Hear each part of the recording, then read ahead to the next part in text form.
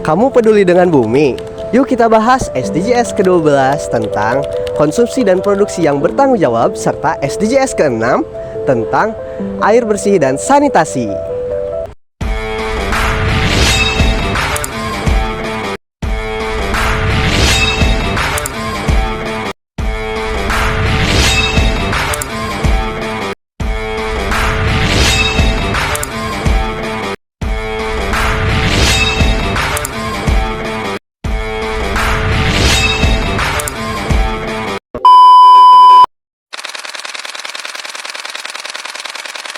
Pemirsa, Indonesia menjadi salah satu penyumbang sampah ke laut terbesar di dunia. Sebuah penelitian di tahun 2015 menyebut Indonesia sebagai negara kedua penghasil sampah plastik terbesar. Faktanya, tiap tahun, bahkan tiap hari, volume sampah di Tasikmalaya mencapai 350 ton per hari. Dan hanya 200 ton yang dapat diangkut ke TPA Ciangir. TPA Ciangir merupakan satu-satunya tempat pembuangan sampah terbesar di kota Tasikmalaya yang terletak di Kelurahan Taman Sari, Kecamatan Taman Sari, Kota Tasikmalaya. Hanya sekitar 220 ton per hari sampah yang bisa diangkat ke TPA Ciangir di Kota Tasikmalaya ini. Salah satu upaya yang bisa kita lakukan sebagai seorang mahasiswa untuk mencegah banyaknya sampah di Tasikmalaya yaitu dengan cara mengurangi penggunaan plastik sekali pakai.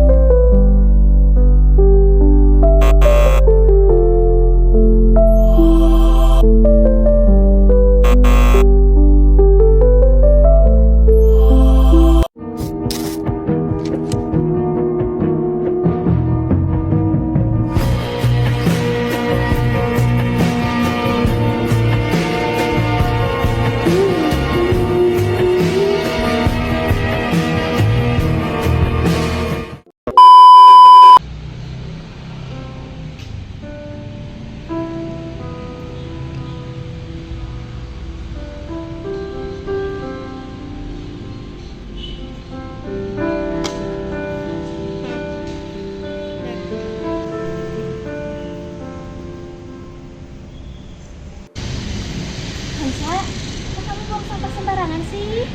Kecil aja ini kan, nanti juga dibersihin sama petugas kebersihan. Jangan gitu Hansa, kamu tahu gak? Kalau botol plastik itu butuh waktu ratusan tahun buat terurai. Daripada dibuang, mending kita daur ulang. Maksudnya apa, Nuna? Ini loh Hansa, kalau menurut aku itu daur ulang itu kayak proses pengolahan sampah menjadi barang baru. Contohnya kayak ini, botol ini tuh bisa dibuat jadi pot bunga, tempat pensil, bahkan untuk bahan tas.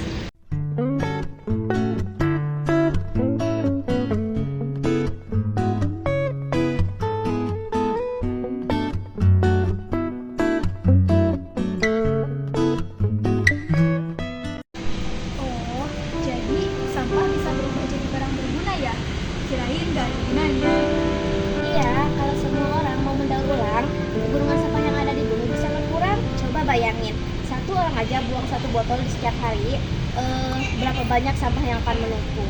Wah, gitu ya. Mulai sekarang aku janji deh gak bakal buang sampah sembarangan lagi. Malah aku mau bantu buat ngumpulin sampah buat didaur ulang. Nah, gitu dong Hansa. Ingat, bumi ini tempat tinggal kita bersama. Hai teman-teman, tahukah kalian bahwa 70% dari permukaan bumi kita ditutupi oleh air? Tapi hanya sedikit yang dapat dikonsumsi oleh manusia, yang berasal dari sungai, danau, dan akuifer yang dangkal.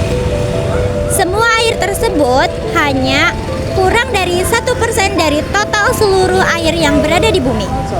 Itulah mengapa kita semua harus bertanggung jawab dalam menggunakan air dengan bijak.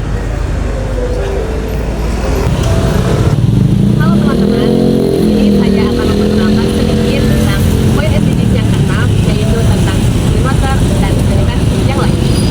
Clean water dan sanitasi yang lain itu adalah air bersih dan sanitasi yang layak. Semua orang di dunia ini memerlukan atau wajib mendapatkan air yang bersih dan layak untuk kehidupan sehari-hari, seperti memasak, minum, mandi, dan sanitasi.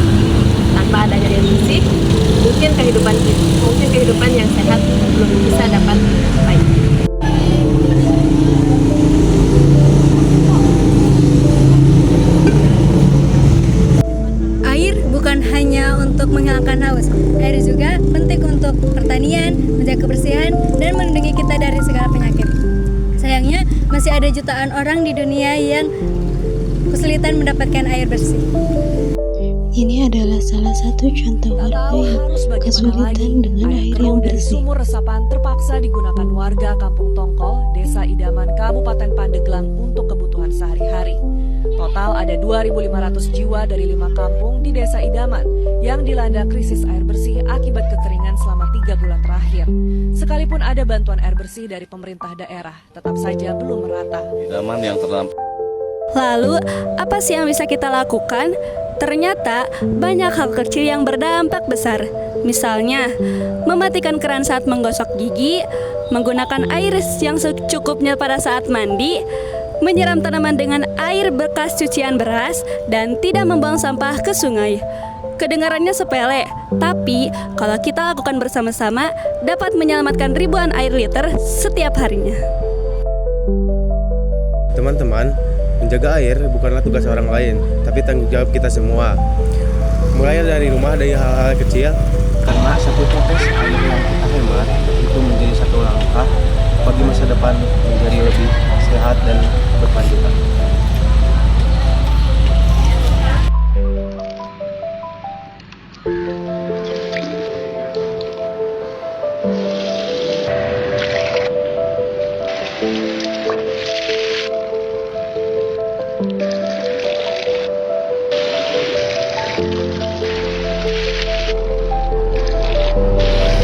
Yuk kita dukung SDGs nomor 6, air bersih dan sanitasi layak. Karena dengan air bersih hidup jadi lebih sehat.